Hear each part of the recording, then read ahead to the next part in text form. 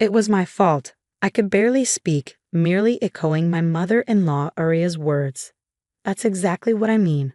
If it weren't for you, none of this would have happened. I do not acknowledge you as Noel's wife. You're not suitable. That's what I mean. Why all of a sudden? Why say such things? I asked, my voice trembling. It's a problem that you've lied this long without understanding such things. Realize it. It's true what they say, children from low-level single-parent homes have issues.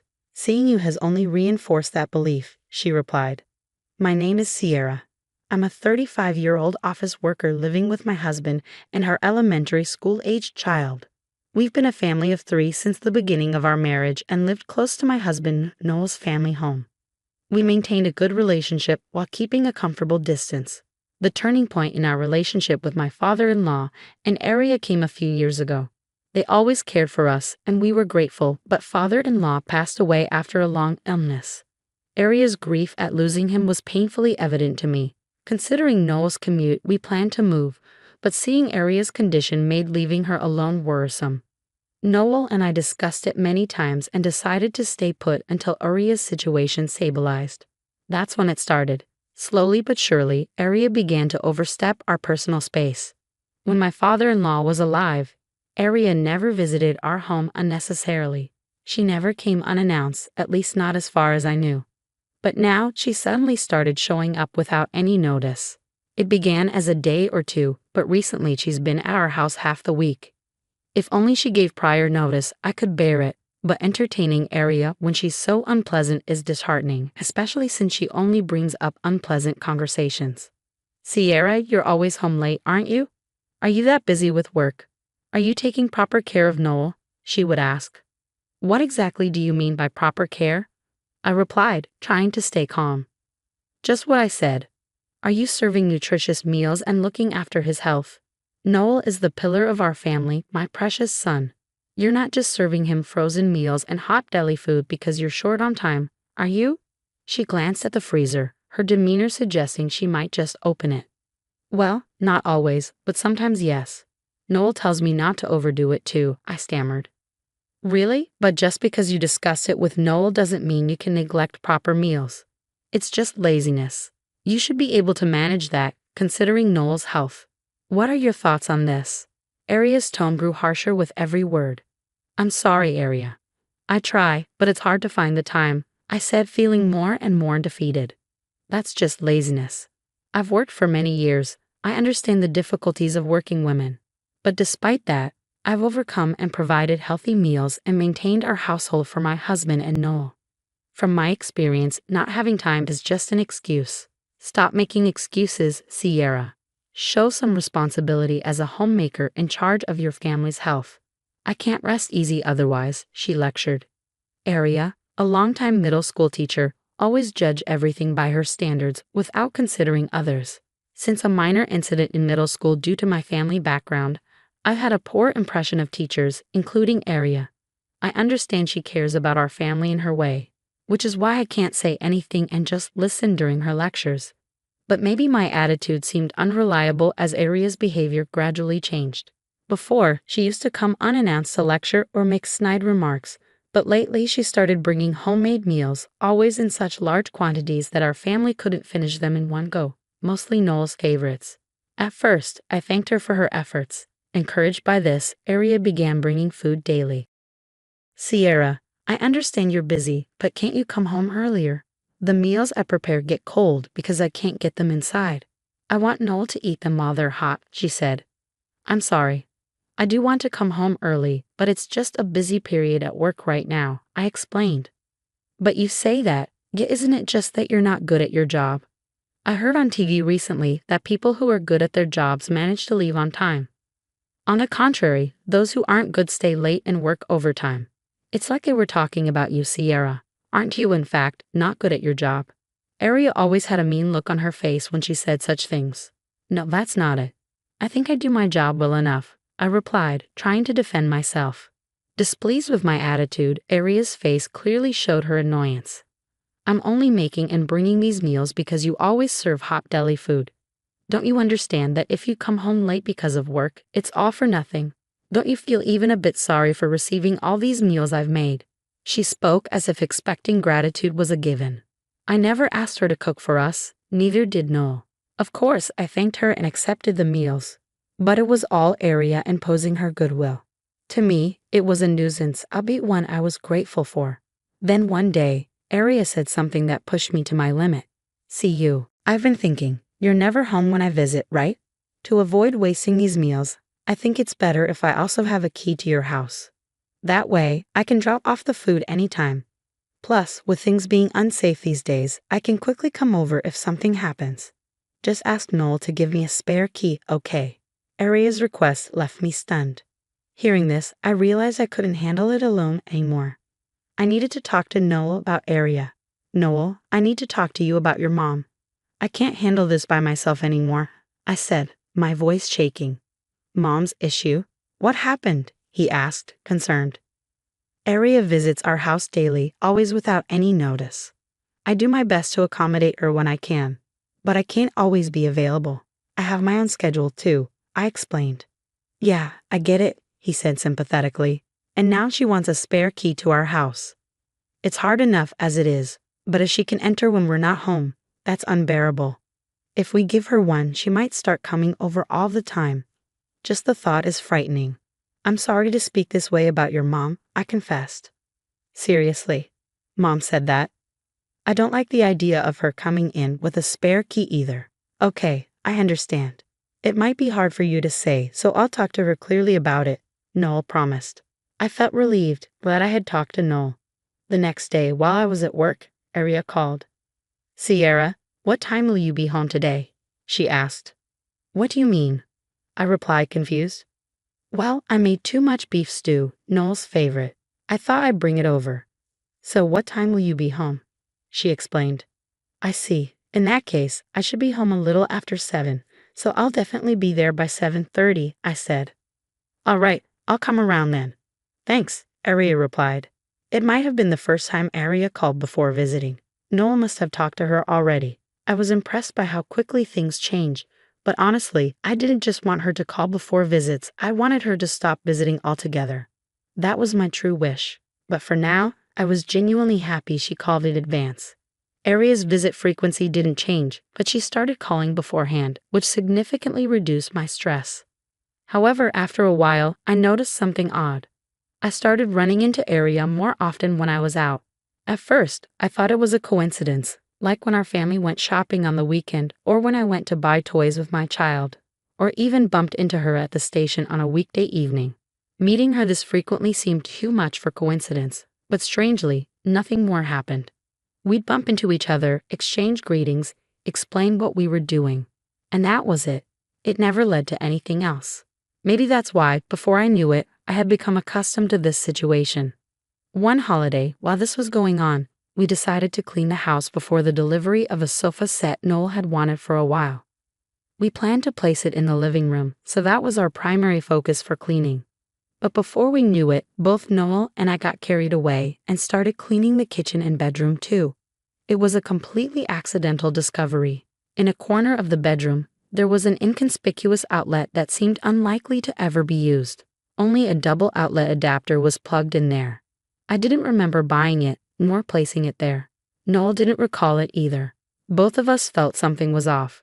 Without saying a word to each other, we started checking all the outlets in the house. We found one mysterious outlet adapter each in the kitchen and living room, and another in the bedroom, making 3 in total. By then we had a feeling about what it might be, but we were too scared to put it into words. It's like those things you see on TV sometimes, isn't it? Who would do this and why? I said, breaking the silence. Where's the banking card? Noel suddenly asked, startling me. What? What do you mean? I was confused, not understanding what Noel meant. Noel, noticing my confusion, asked slowly and clearly, is our banking card here? Has it gone missing? Noel seemed to have his own thoughts on the matter and quickly checked. After confirming the banking card was safe, Noel put his finger to his lips and quietly moved us to the living room. We might be bugged, so it's better not to talk about it there. We should be safe here. It's far enough, he said to reassure me. Should we call the police in this situation? I asked, starting to panic. Noel stopped me. It's good to report to the police, but let's wait. Reporting without knowing who did it might just waste time. I have an idea. We can report it after this, Noel said as he shared his plan with me. Honestly, upon hearing it, I wanted to report it immediately, but Noel seemed to have a hunch. That night, we put the double outlet back in its original place, wrapped in newspaper with a fan blowing on it continuously. At 2 a.m., the front door quietly opened and a figure entered, heading straight to the living room. The person picked up the double outlet, inspecting it closely. We captured all these actions on camera and, without any warning, turned on the living room lights. The figure panicked at the sudden light. I was momentarily stunned upon seeing the person, but it also felt expected. It was Aria. So it was you. We need an explanation, Mom. Noel spoke calmly, but there was an underlying anger. Aria turned her anger towards me instead. Sierra, what is this all about? Even in this situation, she seemed to not understand her position. I just came to check on something, and now even Noel is looking at me like that. What's going on? Don't play dumb. What were you checking by sneaking into our house in the middle of the night? Noel demanded. What does it matter? More importantly, why are you two so angry with me? Aria deflected. You still don't get it. This was all my husband's idea. We're the ones asking for an explanation, not you, I said, trying to stay calm. Aria, if you have something to say, answer our questions first, Noel insisted. Sierra's right. If you're going to play dumb, we'll call the police. Understand? Noel's voice was cold, and Aria's attitude shifted as if she realized there was no other way. Reporting to the police? That's an overreaction. We're family. There's no need for such formalities. This is all a misunderstanding, so let's not make a big deal out of it, Aria pleaded. A misunderstanding? Then you better explain yourself clearly to clear it up, unless we're not convinced. Still claiming it's a misunderstanding at this point, there must be a good reason for it, right, Mom?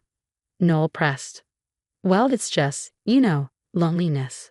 I was lonely, so I did it, Aria admitted. Lonely? So you were bugging us, and you expect us to accept that? I said, incredulous. All this time, Aria's unannounced visits and frequent encounters when we were out were because she had been eavesdropping and monitoring our movements. Unaware of this, I struggled with the invasion of my personal space by Aria and even blamed myself, thinking I had a problem for not being able to handle it well. I had pushed myself almost to my limit, but it was all because Aria had been eavesdropping. I felt a mix of relief that it wasn't my fault and anger towards Aria's actions, which made my tone and attitude towards her naturally harsher. Do you really think that reason is enough for us to be satisfied? What you're doing, Aria, is absolutely inexcusable.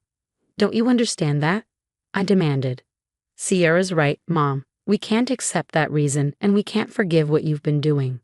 I hate to say it, but what you're doing is wrong. If things continue like this, we can't have a relationship like before, Noel said firmly. Wait, Noel, I'm your parent. How can you say such terrible things to your own mother? You weren't like this before, were you? Aria's face was like that of a forlorn stray cat seeking pity, but Noel was even colder and more distant. Who's causing this, Mom?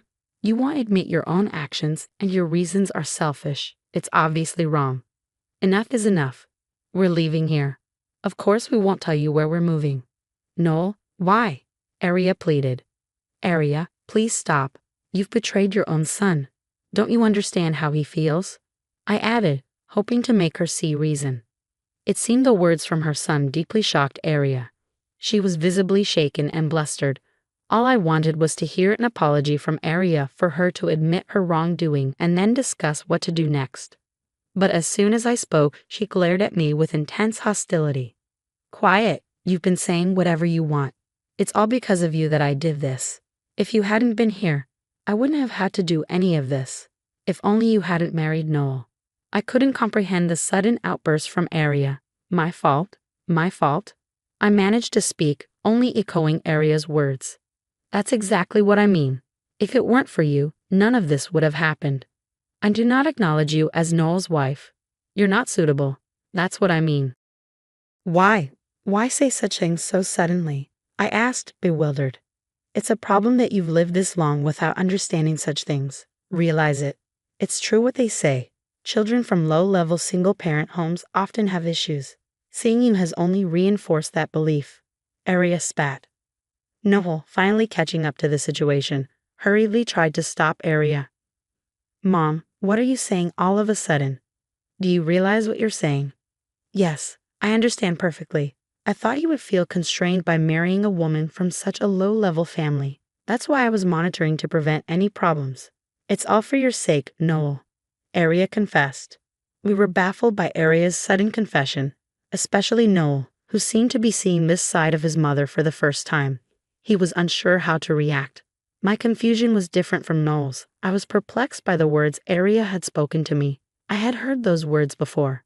Why had Arya spoken them? That was my confusion. Eventually, I remembered something and asked Arya, I heard you were a middle school teacher. Is that true? My seemingly unrelated question caused an exaggerated reaction in Arya, and from her response, something clicked for me. If you were a middle school teacher, you must know many other teachers, right? There's a teacher I can't forget. Is she perhaps an acquaintance of yours? I mentioned a name. Upon hearing it, Arya became visibly shaken and stuttered. Why that name? I thought so. It's connected. Seeing Arya's reaction, I was certain my suspicions were correct. The name I had mentioned was that of my middle school homeroom teacher. I mentioned my middle school homeroom teacher. From your reaction, Arya, it seems you know her. Actually, I was treated terribly by that teacher and got into some trouble. It seems like you've heard about it, haven't you? The trouble with my former teacher was related to my family background. My parents divorced when I was in elementary school, and I was taken in by my mom. My mom always told me that the divorce was due to a personality clash, not because they hated each other. In fact, even after the divorce, my father and I kept in touch regularly. We even had family dinners together several times. Both my parents worked, but they had different life rhythms. There were many mismatches, so they decided it was better to live separately for both of their sakes. Even though they were divorced, I didn't really feel like they were. However, my former homeroom teacher didn't see it that way. She labeled me as a problem child because I came from a single-parent family. Children from low-level single-parent homes are often problematic. I was told directly. No matter how much I tried to explain, she wouldn't listen. To make things worse, she had a troublesome way of managing a class. She believed in uniting the class by targeting one student. By making one student the scapegoat, the rest of the class would come together. She believed in this method, and I became the target. The reason was simple. I was raised in a single-parent family. Perhaps she thought it was okay to do anything to a problematic child like me. Of course, I couldn't accept such reasoning and resisted desperately. Because one of the reasons was my parents' divorce, I couldn't tell them about the treatment I received from the teacher. Resisting as a middle schooler wasn't easy. When I was cornered beyond my capacity, I finally opened up to my parents. I told them how the teacher was treating me. Fortunately, my parents acted quickly upon hearing my story. There was an immediate discussion with my parents and a teacher, and the issue was resolved. The teacher resigned as the class homeroom teacher and left the school unexpectedly in the middle of the year. The issue was resolved quickly after I confided in my parents, but I still remember it vividly. It was that significant of an event. That's why I reacted to Arya's words. If she was acquainted with such a former teacher, I could easily imagine what she had been told about me, but that didn't make me feel any sympathy for Arya. I understood too well what she thought of me. It seems, Arya, you didn't hear the whole story from your acquaintance. If you had, you wouldn't have done such a thing. The whole story. What are you talking about? Arya asked. Yes, I was raised in a single-parent home with my mom. But you might not know that I was frequently in contact with my father. Indeed, my parents divorced due to personality differences, but there was another reason. Their work. And by the way, my father is a lawyer. Maybe I'm telling you this for the first time, but I am a lawyer's daughter. Knowing that someone related to legal expertise is involved, you can understand what your actions mean, right? What? No, that's a lie. Who would believe that? Arya exclaimed. My former teacher reacted the same way when I told her. You two are quite similar. I didn't hear anything. I haven't heard such a story, Arya insisted. No, of course, no one shares inconvenient truths with others. It's natural. Arya's attitude changed completely from her earlier confidence. No one could imagine being bugged by someone whose relative is a lawyer. It's obvious how dangerous that would be for oneself. If I tell my father about what you did, you understand what might happen, right? It could become a bigger issue than you think. Stop, please. Don't say that. Please, I beg you. Don't tell anyone about this. Please, I beg you, Aria pleaded. If that's the case, then answer our questions. Okay, yes, I'll answer. Please, I beg of you. So you heard everything about me from that acquaintance? Yes, that's right. When I mentioned your name, they seemed to know, and then they started telling me about it. Yes, I thought if I found a weakness, I could somehow get Noel to divorce you. I see, that's clear now. I thought this was probably her true intention. From Aria's demeanor, it didn't seem like she had anything else to hide. At the same time, I was somewhat shocked to know she thought this way about me. Mom, I have no intention of leaving Sierra, just so you know, Noel said to Aria in a firm tone. I don't understand what you dislike about Sierra or why you did this, and I don't want to know. But Sierra is an important wife and family member to me.